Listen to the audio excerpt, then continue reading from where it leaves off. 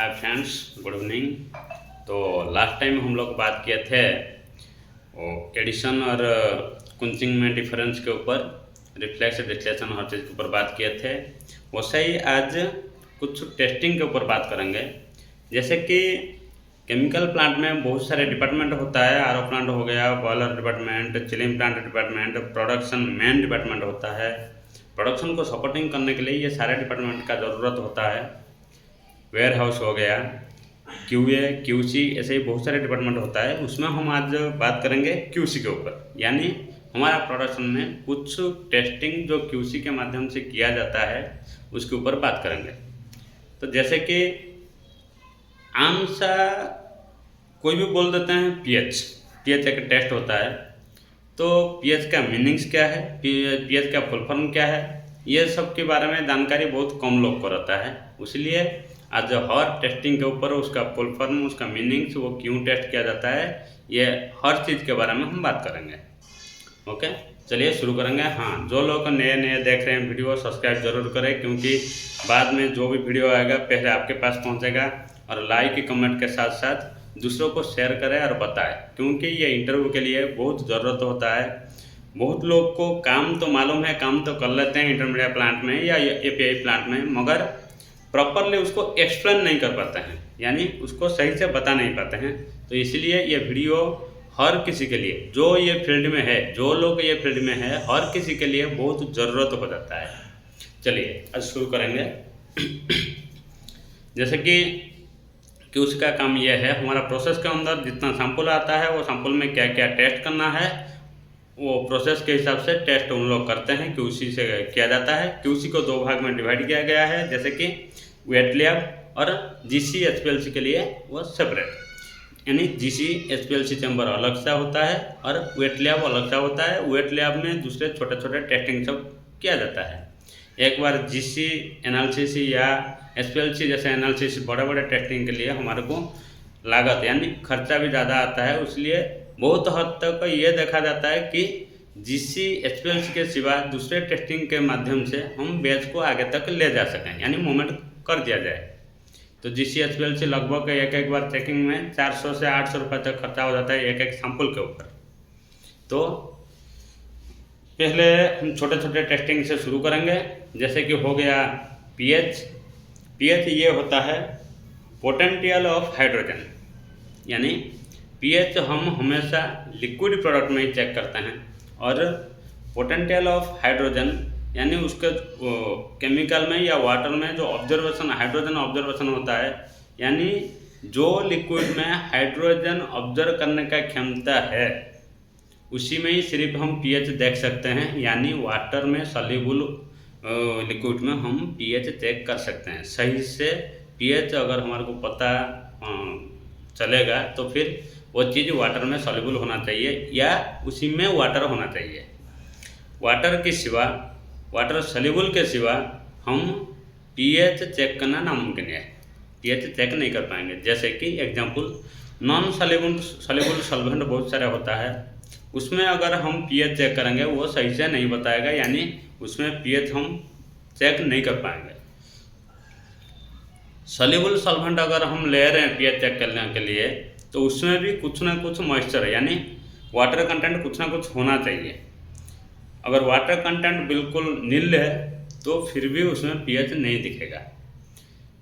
तो I hope pH आप लोग समझ रहे होंगे। जैसे कि 2 बिलो जो पीएच है उसको हम स्ट्रॉन्ग एसिड मानते हैं, 2 एबव 7 तक 6.5 तक उसको हम नॉर्मल एसिड मानते हैं, और 6.5 से 7.5 तक ये लगभग 7 जो है सेंटर पॉइंट यानी न्यूट्रल पॉइंट है। 6.5 to 7.5 तक इसको हम लगभग हर कोई न्यूट्रल मान लेते हैं।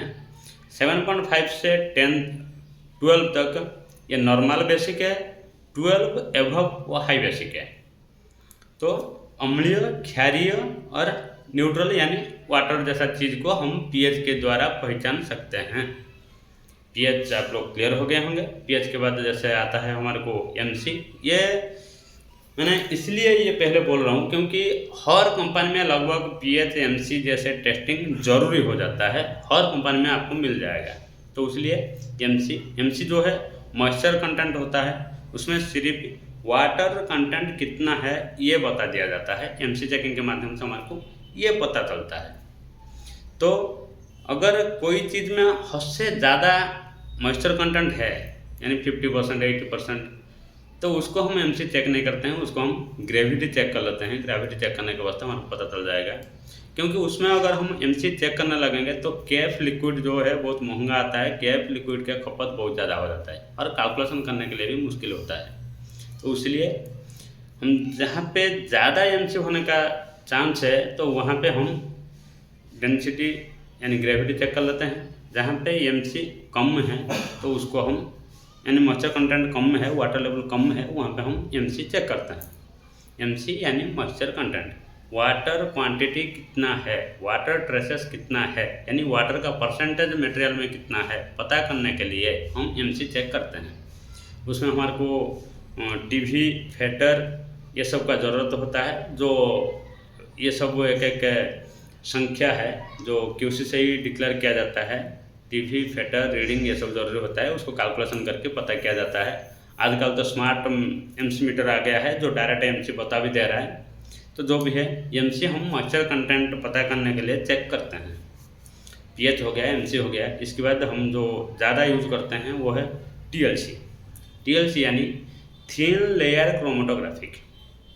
जो मटेरियल में हमारे को ज़रूरत कंपाउंड कितना है और अदर कंपाउंड कितना है ये बताता है टीएलसी में। टीएलसी एक प्लेट होता है जो सिलिकॉन प्लेट होता है। वो प्लेट के ऊपर हम मोबाइल फेज प्रिपेयर करते हैं और जो प्रोडक्ट को हमारे को टीएलसी चेक करना है यानी कंपाउंड चेक करना है जो प्रोडक्ट में, वो प्रोडक्ट को लेके पहले सॉल्युबल सॉल्वेंट में सॉल्युबल किया जाता है, हाईली सॉल्युबल किया जाता है। हाईली सॉल्युबल करने के बाद सिलिकॉन प्लेट के ऊपर डॉट्स दिया जाता है। वो डॉट्स को दूसरे डॉट्स के साथ कंपेयर करके यानी रॉ मटेरियल या स्टैंडर्ड वैसा डॉट्स दूसरा लगाया जाता है, उसके साथ कंपेयर करके एक अनुमानिक यानी सही तरीके से हम टीएलसी में बता नहीं पाएंगे कंपाउंड कितना परसेंटेज है। हाँ, एक अनुमानिक हम बता सकते हैं कि इतना कंपाउंड है, तो वो टीएलसी हो गया। टीएलसी के बाद आपको जो बहुत ज़रूरी होता है जैसे कि एलओडी हो गया, लॉस ऑफ ड्राई। हम मटेरियल जब कंपाउंड हमारे को आउटपुट आता है उसको हम ड्राई करने के लिए ड्रायर में लगा के कुछ देर तक मेंटेनेंस करते हैं प्रोसेस के हिसाब से। उसके बाद हम एलओडी चेक किया जाता है। हम एलओडी चेक करते हैं यानी कि उसी को सैंपल भेजते हैं।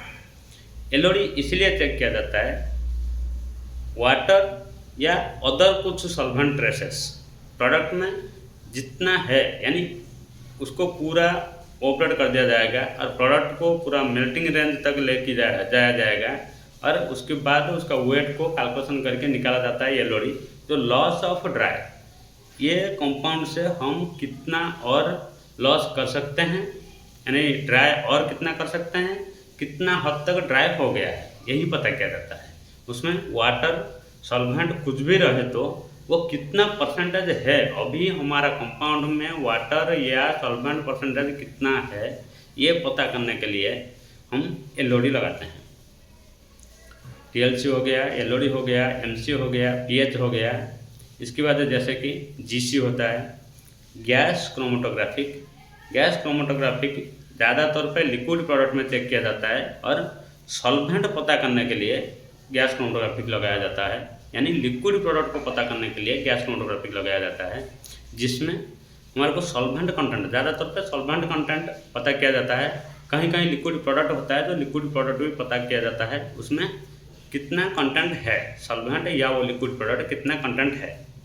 सिस्टम में जो ग्राफ्स आता है वो ग्राफ्स पीक्स को लेके उसको जूम करके कैलकुलेट किया जाता है। टाइमिंग और पीक्स हाइट को लेके कैलकुलेट करके निकाला जाता है, वो जीसी होता है। सेम ऐसे ही एचपीएलसी होता है, हाई परफॉर्मेंस लिक्विड क्रोमेटोग्राफिक। जो एचपीएलसी है ये टीएलसी का लेटेस्ट वर्जन है।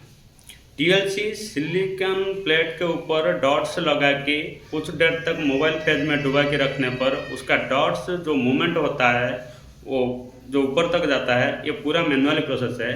वो जो ऊपर तक जाने के बाद यूवी चैम्बर में रखकर दूसरे लाइट के माध्यम से उसका डॉट में जो स्पॉट है वो स्पॉट मूवमेंट कहाँ तक हुआ है उसके हिसाब से हम कंपाउंड का अंदाज़ा लगाते हैं।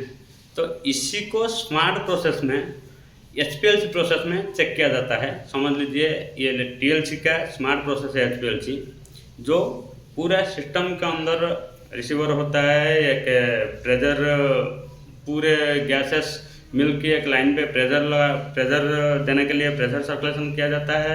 एक हाई हीटिंग हीटर भी होता है, मॉनिटर, ये सारे सिस्टम लेके हम एचपीएलसी चेक करते हैं। ये पूरे एचपीएलसी सिस्टम में ये सारे अपडेट होता है। तो उसमें से हमारे को पक्का पर्टिकुलरली कौन से कंपाउंड है, यानी बॉन्डिंग क्या क्या है, हम जो सॉल्यूशन दिए हैं या जो मटेरियल दिए हैं चेक करने के लिए एचपीएलसी, उसमें कंपाउंड क्या क्या है, यानी बॉन्डिंग क्या क्या है और कितना मात्रा में है, ये बिल्कुल सही तरीक़ा से हमारे को पता चल जाता है। जो टीएलसी में एक अंदाजिक रूप मिलता है, जो अंदाज में हम बोलते हैं कि शायद इतना होगा, वही हमारे को परफेक्ट इतना है, ये जो हमारे को एचपीएलसी के माध्यम से पता चलता है। यानी purity, impurity, unpurity, chiral content, mirror image, ये सारे चीज़, यानी खैरल कार्बन बोला जाता है, मिरर इमेज जो है वो भी खैरल में ही आ जाता है। तो ये सारे चीज़ें हमारे को एचपीएलसी के माध्यम से पता कर सकते हैं। इसके सिवा प्रैक्टिकल टेस्ट होता है। जैसे एपीआई प्लांट में प्रैक्टिकल टेस्ट बहुत ज़रूरी हो जाता है। जब हम बैच लेने से पहले फार्मा रिएक्टर को, इतना रिएक्टर होने दो, दूसरा कोई भी इक्विपमेंट होने दो, उसको बेहतरीन ढंग से क्लीन किया जाता है, बिल्कुल फ्रेश सॉल्वेंट से, हाईली सॉल्युबल फ्रेश सॉल्वेंट, जो कंपाउंड यूज किया गया इक्विपमेंट में उसका हाईली सॉल्युबल फ्रेश सॉल्वेंट लिया जाता है, लिया जाकर उसको प्रॉपरली क्लीन किया जाता है। लास्ट में उसमें कहीं प्रोडक्ट के सिवा दूसरे कुछ प्रैक्टिकल्स तो नहीं बच गया, इसलिए हम प्रैक्टिकल टेस्ट करते हैं।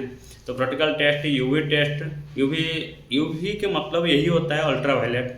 तो अल्ट्रावायलेट यानी रश्मि के द्वारा कोई इम्फेक्ट कंपाउंड के ऊपर हो रहा है क्या, ये पता करने के लिए जो टेस्ट किया जाता है, इसको यूवी टेस्ट बोला जाता है। यूवी टेस्ट भी किया जाता है, प्रैक्टिकल टेस्ट भी किया जाता है।